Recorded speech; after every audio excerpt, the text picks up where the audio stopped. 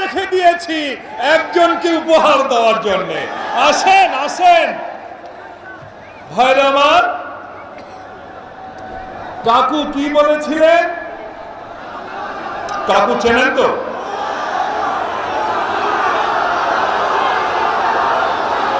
কাকু বলেছিলেন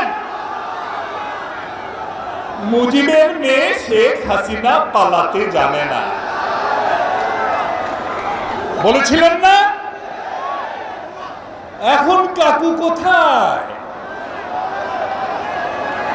কাকু তো দুয়ার টুয়ায় হেতন না, তাই না? কাকু দুয়ার টুয়ায় হেতন না। আর আমরা কি দেখলাম? শেখ হাসিনা, আহারে সে কি দৌড়! এই দৌড়টা যদি অলিম্পিকে দিতেন তাহলে তো একটা মেডেল আসতো। ভাইরা আমার, দলের সমস্ত নেতা কর্মীদের ফেলে চাচা আপনজান বাঁচা, নিজে বাঁচলে বাপের নাম বলতে বলতে পালিয়ে গেলেন। এখন তো দরবেশ বাবুরা দাড়ি কেটেও রক্ষা পাচ্ছে না। আওয়ামী লীগের নেতা কর্মীদের বলি, যে দলের নেত্রী কর্মীদের ফেলে পালিয়ে যায় সেই দল করেন না ভাই, আর কইরেন না, লজ্জা যদি থাকে। আরেকটি কথা আমি বলতে চাই, যারা এই মহিলাকে আশ্রয় দিয়েছেন, সেই মহিলা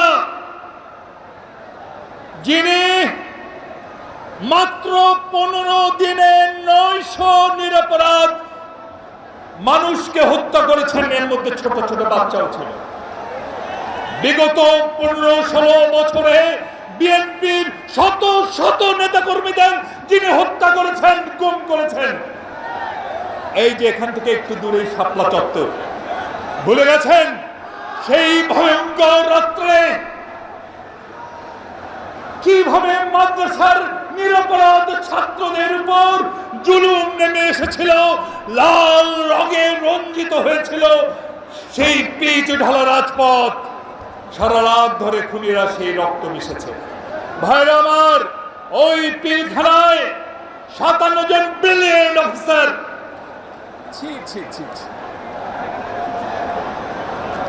সেই আমাদের গর্বের কমব্যাট পোশাক পরা সামরিক অফিসারদের ট্রেনের ময়লা নর্দমা থেকে তুলতে হয়েছে। সেই দৃশ্য মনে হলে এখনো হৃদয় বিদীর্ণ হয়ে যায়।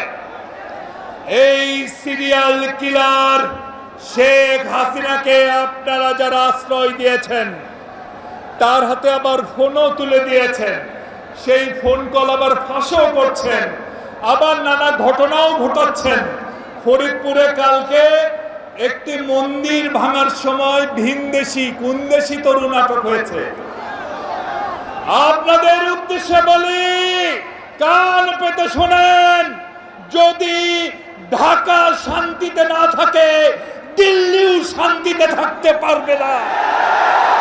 কিভাবে তা করতে হয় আমরা ভালো করে জানি। ওই দলের প্লিজ আমি শেষ করব আমি।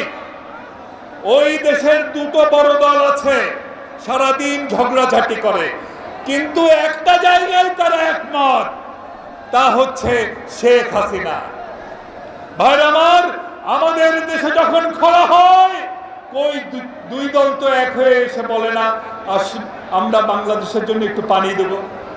যখন এদেশে বন্যা হয় তখন তো এসে বলে না আমরা একটু সহযোগিতা করব। উল্টো তো সব বাঁধ খুলে দিয়ে বাংলাদেশের বন্যায় ভাসিয়ে দেন। এখন এক হয়েছেন হাসিনার জন্য, পুতুলটার জন্য অনেক মায়া হয়েছে, তাই না? 16 বছর এই পুতুলকে নাচিয়েছেন। আপনাদের বলি, কান পেতে শুনুন, মেড ইন ইন্ডিয়া লেখা এই পুতুল বাংলাদেশে আর নাচবে না। আর একটা কথা বলি, শেষ করবো, আমি বুঝতে পারছি। ওনাদের প্রতিরক্ষা মন্ত্রী বলেছেন সৈন্যবাহিনীকে প্রস্তুত রাখতে বলেছেন। আমাদের বক্তব্য, আপনাদের সৈন্য সংখ্যা কত?